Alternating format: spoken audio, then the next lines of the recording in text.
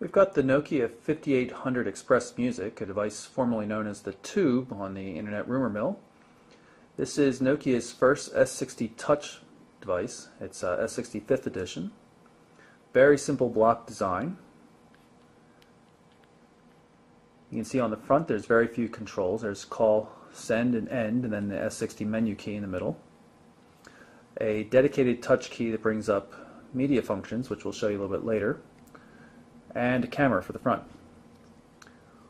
On the right hand side we have the camera shutter button, a spring-loaded lock key which quickly locks and unlocks the phone. It's in a nice position right here underneath your thumb when you're holding the phone in your right hand. And there's also the volume controls right here. On the left hand edge we have two covers. One is for the micro SD card slot. Both covers are a little hard to get to. There's an 8 gig card in here right now. Ships with the device. On the other side here, equally hard to get to, is the SIM slot.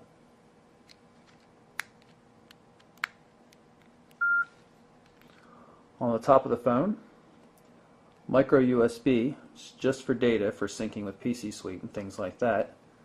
A 3.5mm headphone jack, and a regular small Nokia charger plug.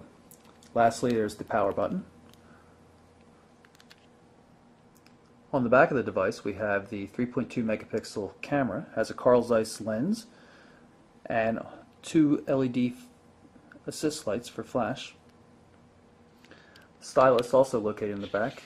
Stylus is not very good. It's very thin, kind of sharp, a little too flimsy, a little too short.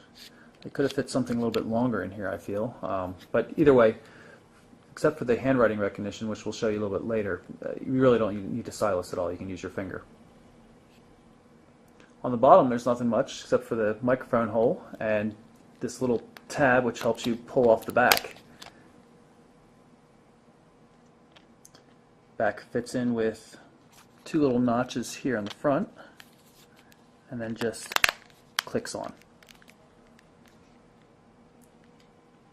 Overall feel the device is pretty light, also pretty plasticky. It doesn't feel really solid. No real creaks or anything. You're not worried about it being delicate by any stretch, but it just doesn't have a real super high quality feel to it. But considering it's not a real high-end device, that's kind of understandable. We're going to take a look at the two main home screen views on the 5800 Express Music. This is the contacts view. You can put up to 4 contacts here, and then when you tap on one of them it gives you quick access to doing things like, sending a text message.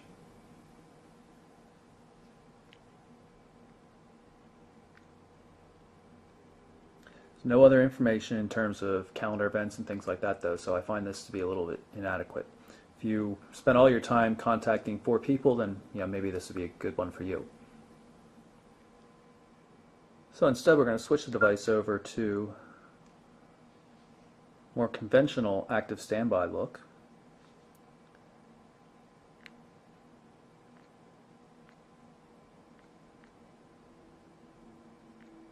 It's called the shortcuts bar.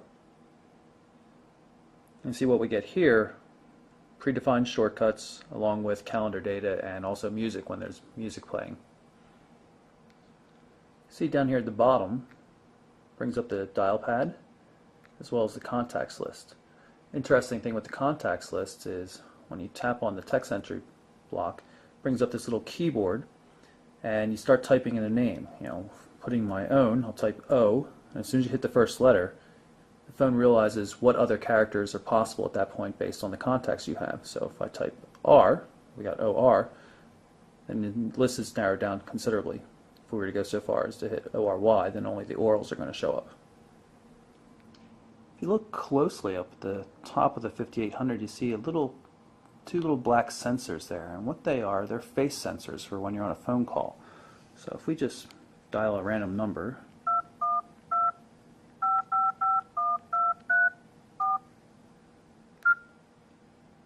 activate the speakerphone, So you can see it's on a call. The service you are attempting to You see if I simulate putting my face here, using my thumb on the sensor, you can see the display goes on and off.